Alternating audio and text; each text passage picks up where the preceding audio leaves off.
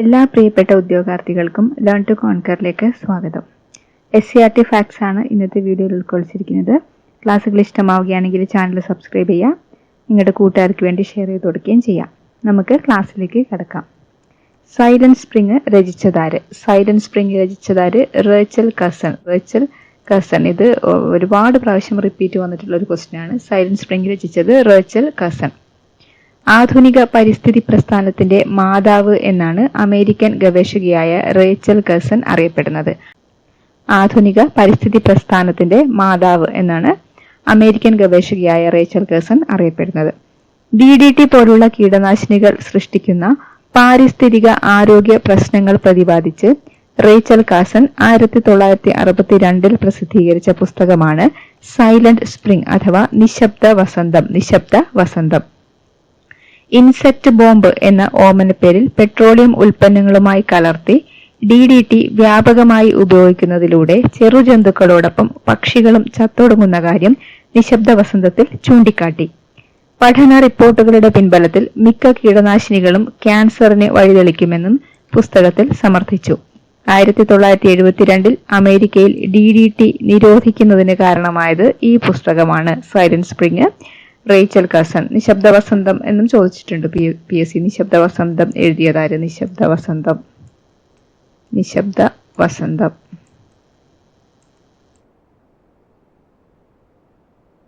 അടുത്തത് മുറ, നീലിരവി, ബദാവരി എന്നിവ ഏതിന്റെ ഇനങ്ങളാണ്? മുറ, നീലിരവി, ബദാവരി എന്നിവ ഏതിന്റെ ഇനങ്ങളാണ്? എരുമയുടെ ഇനങ്ങളാണ് മുറ, Nili Ravi, ബദാവരി. Jersey, Holstein Frisian, Vechur എന്നിവ പശുവിന്റെ ഇനങ്ങളാണ്. ജേഴ്സി, ഹോൾസ്റ്റീൻ ഫ്രീഷ്യൻ, വെച്ചൂർ എന്നിവ പശുവിന്റെ ഇനങ്ങളാണ്. ആടിന്റെ പ്രധാന ഇനങ്ങൾ തലശ്ശേരി, ജമുന പ്യാരി, ബോയർ എന്നിവ. തലശ്ശേരി, ജമുന പ്യാരി, ബോയർ എന്നിവ ആടാണ്. ജേഴ്സി, ഹോൾസ്റ്റീൻ ഫ്രീഷ്യൻ, വെച്ചൂർ എന്നിവ പശുവാണ്. മുറ, നീലിരവി, ബദാവരി എരുമയാണ്. അതുപോലെ ഗ്രാമലക്ഷ്മി ഏതിന്റെ പ്രധാന ഇനമാണ്? ഏതിന്റെ പ്രധാന ഇനമാണ്? കോഴിയുടെ പ്രധാന ഇനമാണ് ഗ്രാമലക്ഷ്മി. ഗ്രാമത്തിലുള്ള ലക്ഷ്മിയാണ് ഈ കോഴി. ഓക്കെ. അതുല്യ, വൈറ്റ് ലഗോൺ എന്നിവയാണ് മറ്റു പ്രധാന കോഴി ഇനങ്ങൾ. മസ്കവി, ചെമ്പല്ലി എന്നിവ താറാവിനങ്ങളും. ജാപ്പനീസ് ബോബ് വൈറ്റ് എന്നിവ കാടയുമാണ്. ഗ്രാമലക്ഷ്മി കോഴിയാണ്. അതുല്യ, വൈറ്റ് ലഗോൺ എന്നിവയും ഏതാണ്? കോഴി തന്നെയാണ്. അതുല്യ, വൈറ്റ് ലഗോൺ കോഴിയാണ്. മസ്കവി, ചാര, ചെമ്പല്ലി ആരാണ്? താറാവാണ്. മസ്കവി, ചാര, ചെമ്പല്ലി താറാവിനങ്ങളാണ്. അതുപോലെ ജാപ്പനീസ് ബോബ് വൈറ്റ് എന്നിവ കാടയാണ്. ജാപ്പനീസ് ബോബ് വൈറ്റ് എന്നിവ കാടയുമാണ്. സ്വാഭാവിക പട്ടിന്റെ നിർമ്മാണത്തിനായി പട്ടുനൂൽ പുഴുക്കളെ വളർത്തുന്നത് അറിയപ്പെടുന്നത് എന്ത്? സ്വാഭാവിക പട്ടിന്റെ നിർമ്മാണത്തിനായി പട്ടുനൂൽ പുഴുക്കളെ വളർത്തുന്നത് അറിയപ്പെടുന്നത് സെറികൾച്ചർ. പട്ടുനൂൽ ശലഭ ലാർവയുടെ പ്രത്യേക ഗ്രന്ഥികളിൽ നിന്നാണ് പട്ട് ഉണ്ടാകുന്നത്. മൾബറി, ടസർ, മുഗ, എറി എന്നിവയാണ് പ്രധാന പട്ടുനൂൽ പുഴു ഇനങ്ങൾ. മൾബറി, ടസർ, മുഗ, എറി എന്നിവയാണ് പ്രധാന പട്ടുനൂൽ പുഴു ഇനങ്ങൾ. ഇക്കൂട്ടത്തിൽ പുഴുവിനെ കൊല്ലാതെ എടുക്കുന്നതിനാൽ എറിപ്പട്ട് അഹിംസാപട്ട് എന്ന് അറിയപ്പെടുന്നു. എറിപ്പട്ടാണ് അഹിംസാപട്ട് എന്ന് അറിയപ്പെടുന്നത്. അഹിംസാപട്ട്. എന്തുകൊണ്ടാണ് എറിപ്പട്ട് അഹിംസാപട്ട് എന്ന് അറിയപ്പെടുന്നത്? പുഴുവിനെ കൊല്ലാതെ എടുക്കുന്നത് കൊണ്ടാണ് എറിപ്പട്ട് അഹിംസാപട്ട് എന്ന് അറിയപ്പെടുന്നത്. നാരൻ എന്നത് ഭക്ഷണാവശ്യത്തിനായി വളർത്തുന്ന ഒരു ഡാഷ് ഇനമാണ്. ചെമ്മീൻ ഇനമാണ് നാരൻ. പ്രകൃതിദത്ത ജലാശയങ്ങളിലും വയലുകളിലും കൃത്രിമ ടാങ്കുകളിലും ശാസ്ത്രീയമായ രീതിയിൽ മത്സ്യം വളർത്തുന്നതാണ് പിസികൾച്ചർ. പ്രകൃതിദത്ത ജലാശയങ്ങളിലും വയലുകളിലും കൃത്രിമ ടാങ്കുകളിലും ശാസ്ത്രീയമായ രീതിയിൽ മത്സ്യം വളർത്തുന്നതാണ് പിസികൾച്ചർ. ഭക്ഷണാവശ്യത്തിനായി കരിമീൻ, രോഹു, കട്ല എന്നിവയെയും അലങ്കാര മത്സ്യങ്ങളായി ഗോൾഡ് ഫിഷ്, ഗപ്പി മുതലായവയെയും വളർത്തുന്നു. ഭക്ഷണാവശ്യത്തിനായി വളർത്തുന്ന മത്സ്യമാണ് കരിമീൻ, രോഹു, കട്ല എന്നിവ.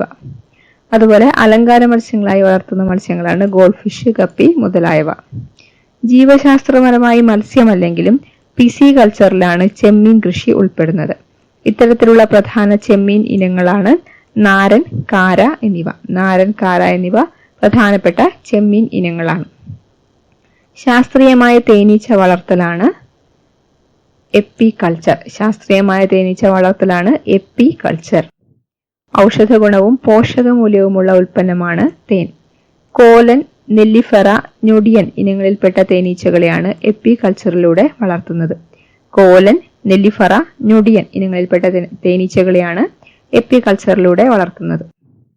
ഏത് ജീവിയെ ശാസ്ത്രീയമായി വളർത്തുന്നതാണ് ക്യൂണികൾച്ചർ എന്ന് അറിയപ്പെടുന്നത്?